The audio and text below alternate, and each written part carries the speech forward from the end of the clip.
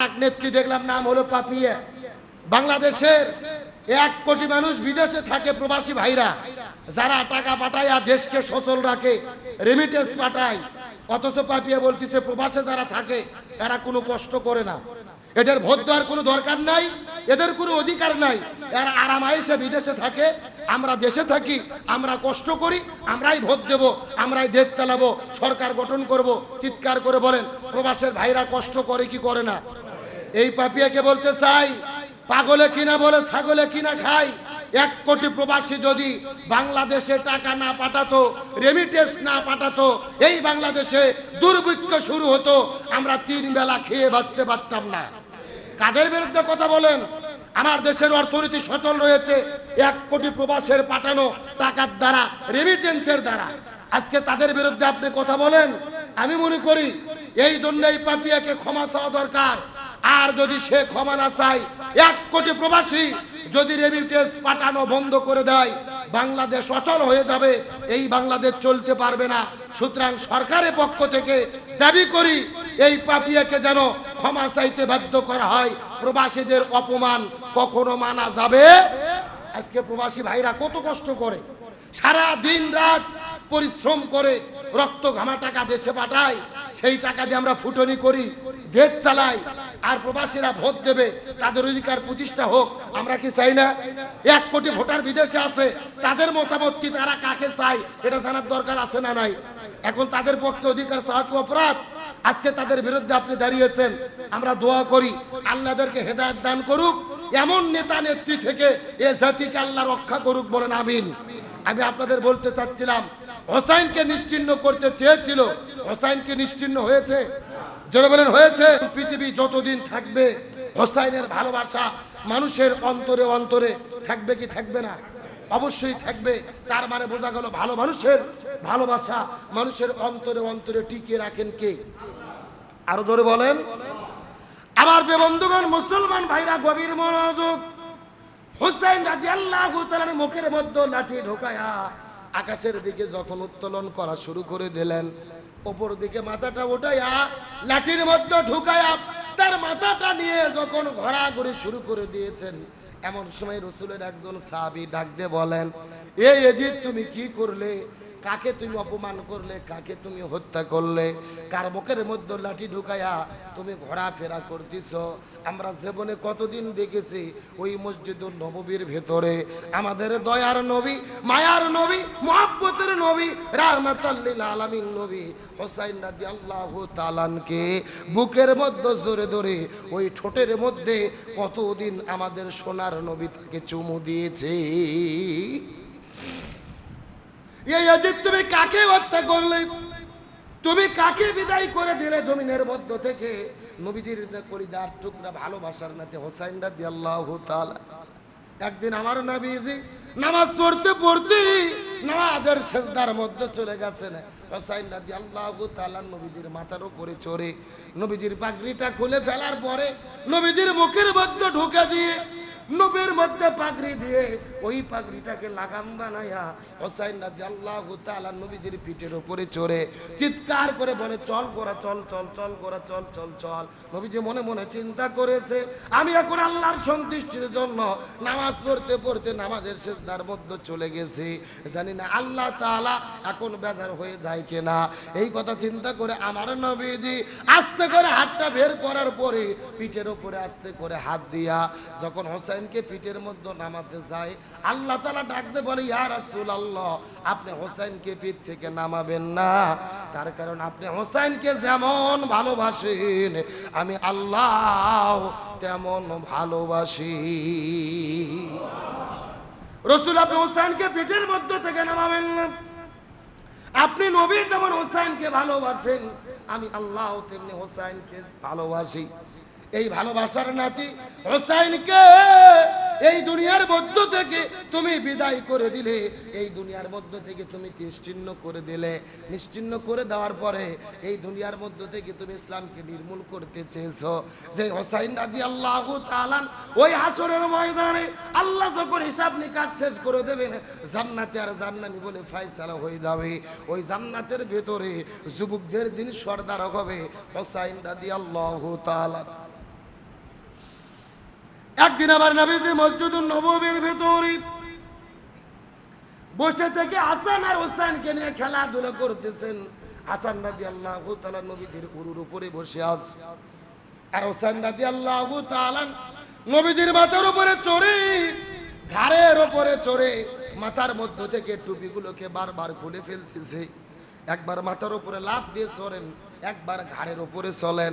এমন সময় নবীজির দুইজন সাহাবী আবু বকর রাদিয়াল্লাহু তাআলা মসজিদুন নববীর মধ্যে প্রবেশ করার পরে এই দৃশ্যটা দেখার পরে ডাকতে বলে, ইয়া রাসূলুল্লাহ, আলহামদুলিল্লাহ আলহামদুলিল্লাহ, আপনি শুধু নবী নয়, আপনি হলেন এই পৃথিবীর শ্রেষ্ঠ নানা।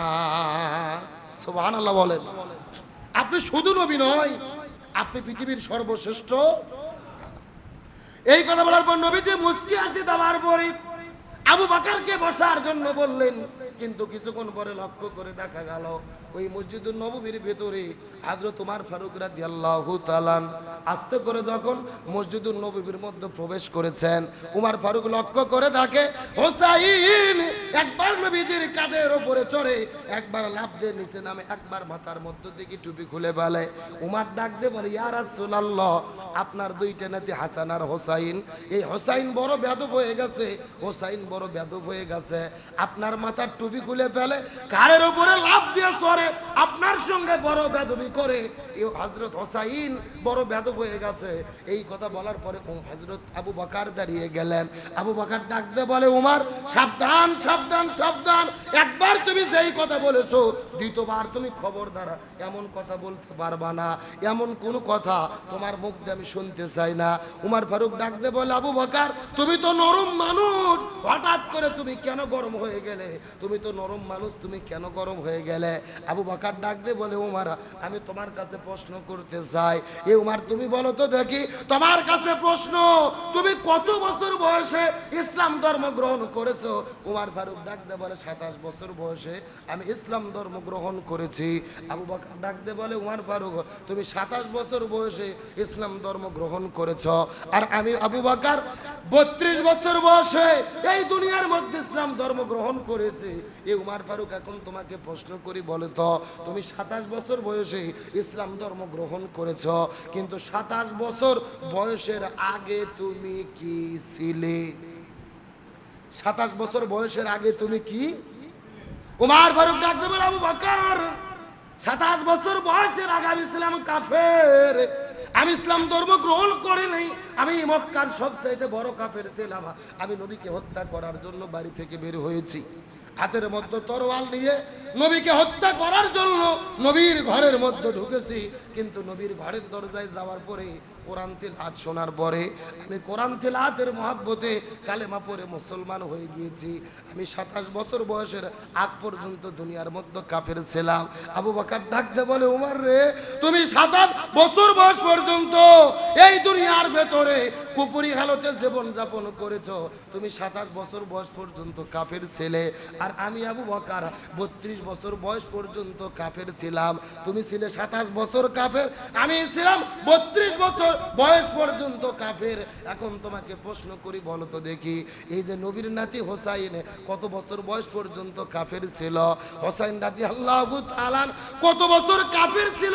তোমার কাছে প্রশ্ন করি, বলো তো দেখি। ওমর ফারুক ডাক দিয়ে বলে, আবু বকর রে আমি 27 বছর কাফের ছিলাম, তুমি 32 বছর বয়স পর্যন্ত কাফের ছিলে, কিন্তু হোসাইন রাদিয়াল্লাহু তাআলা কখনো কাফের ছিল না রে। হোসাইন মায়ের পেটের মধ্য থেকে জান্নাতি যুবক হয়ে এই পৃথিবীতে আগমন করেছে। চিৎকার করে বলেন না সুবহানাল্লাহ। ইমাম হোসাইন তার মায়ের গর্ভের মধ্য থেকে এই দুনিয়ার ভিতরে জান্নাতি যুবক হয়ে পৃথিবীতে আগমন করেছেন, অথচ সেই হোসাইনকে দুনিয়ার মধ্য থেকে বিদায় করে দেওয়া হলো। একজন সাহাবী কান্না করে করে বলে, এ ইয়াজিদ, এ জালেমের বাচ্চারা, আজকে কাকে তোমরা হত্যা করলে, কাকে তোমরা শহীদ করে দিলে? আমার নবীজি একদিন ফজর নামাজ পড়ার পরে মসজিদুন নববীর মধ্যে বসেছিলেন। নবীজির ফুফি ইমাম উম্মে ফজল মসজিদুন নববীর দরজায় এসে হাউমাউ করে কান্না করা শুরু করলেন। নবী আস্তে করে দরজার কাছে চলে গেলেন। যাওয়ার পরে ডাক দিয়ে বলে, ফুপিমা আপনি কেন কান্না করেন? কান্নার কারণটা জানতে চাই। ফজল ইবনে আব্বাস উম্মে ফজল রাসূলকে ডাক দিয়ে বলে, বাবা আমার কান্না করার কারণ হলো আজকে গভীর রজনীতে আমি যখন ঘুমের মধ্যে চলে গেলাম, ওই ঘুমের ঘরে স্বপ্নের মধ্যে লক্ষ্য করে দেখি ফাতেমার গর্ভের মধ্য থেকে একটা সন্তান তিনি প্রসব করেছে। কিন্তু ফাতেমা যেই সন্তান প্রসব করেছে এই সন্তানটা দুনিয়ার কোনো যেন তেন সন্তান নয়। আমি লক্ষ্য করে দেখতে পারি একটা রক্তের তলা, একটা রক্তের দলা তিনি প্রসব করেছে। সন্তানের মতো দেখা যায় না, তার গর্ভের মধ্য থেকে একটা রক্তের টুকরা জমিনের মধ্যে চলে এসেছে। আর রক্তের টুকরার মধ্য থেকে ঝরঝর ঝরঝর করে রক্ত প্রবাহিত হওয়া শুরু করেছে। আমরা দীর্ঘক্ষণ ধরে চেষ্টা করেছি, কিন্তু তারপরেও ওই রক্ত প্রবাহিত রক্তটা কখনোই বন্ধ করা যায় না। এই দৃশ্য দেখতে দেখতে কিছুক্ষণ পরে হঠাৎ করে আমার স্বপ্নটা ভেঙে গেল। এই স্বপ্ন দেখার পরে বড় টেনশনের মধ্যে পড়ে গেছি। ইয়া রাসূলুল্লাহ, এই স্বপ্নের ব্যাখ্যাটা আপনার কাছে জানতে চাই। রাসূল ডাকতে বলে, ফুপিমা আপনার কোনো টেনশন করার কোনো দরকার নাই। এই স্বপ্নের ব্যাখ্যা হলো, এই স্বপ্নের ব্যাখ্যা হলো আমার মেয়ে ফাতেমা তার গর্ভের মধ্যে একটা সন্তান আল্লাহ তাআলা দান করলেন। কয়েকদিন পরে এই সন্তান পৃথিবীতে আগমন করবেন। হোসাইন নামে একটা সন্তান পৃথিবীতে আগমন করবেন। আর এই সন্তানটা পৃথিবীতে আসার পরে দিন কায়েমের জন্য, ইসলাম কায়েমের জন্য, ইসলাম প্রতিষ্ঠার জন্য ওই জালেমের জুলুমের বিরুদ্ধে লড়াই সংগ্রাম করতে গিয়ে জীবন দিয়ে পৃথিবী থেকে বিদায় নিয়ে চলে যাবে। আর আমার নাতি ইমাম হোসাইন এই দুনিয়ায় শাহাদাত বরণ করে তার শরীরের রক্তগুলো এই জমিনের মধ্যে প্রবাহিত করবেন, তার শরীরের রক্তগুলো জমিনের মধ্যে ঢেলে দেবে। তবে কান্না করার দরকার নাই, আল্লাহ তাআলা আমাকে জানায়া দিয়ে দিয়েছেন হোসাইন রাদিয়াল্লাহু তাআলার শরীরের মধ্য থেকে যত ফোঁটা রক্ত জমিনের মধ্যে পড়বেন, প্রত্যেকটা রক্তের ফোঁটার বিনিময়ে এই জমিনের ভেতরে আল্লাহ তাআলা দ্বীন ইসলামকে বিজয় করে দেবেন। লিল্লাহি তাকবীর। হোসাইন রাদিয়াল্লাহু তাআলা তার মায়ের গর্ভে যখন ছিলেন ঠিক সেই সময়ের ঘটনা। রাসূল বললেন, ফুপিমা আমার মেয়ের গর্ভে একটা সন্তান আসবেন যার নাম হবে হোসাইন।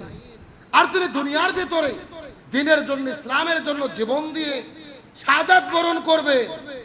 এই স্বপ্নের ব্যাখ্যা হলো তার যত ফোঁটা রক্ত জমিনের ভেতরে পড়বে, প্রত্যেকটা রক্তের ফোঁটার বিনিময়ে আল্লাহ তাআলা লক্ষ লক্ষ উম্মতকে জান্নাতের মেহমান বানায়া দেবে।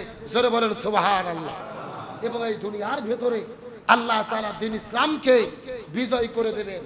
তার মানে যুগে যুগে যেই জমিনে, যেই এলাকায়, যেই দেশে শাহাদাতের রক্ত ঝরে, ঈমানদারদের রক্ত ঝরে, এই রক্ত কখনো ব্যথা যায় না, বরং ওই রক্তের বিনিময়ে ওই জমিনকে দ্বীন প্রতিষ্ঠার জন্য উর্বর করে দেয় কে? আরো ধরে বলেন।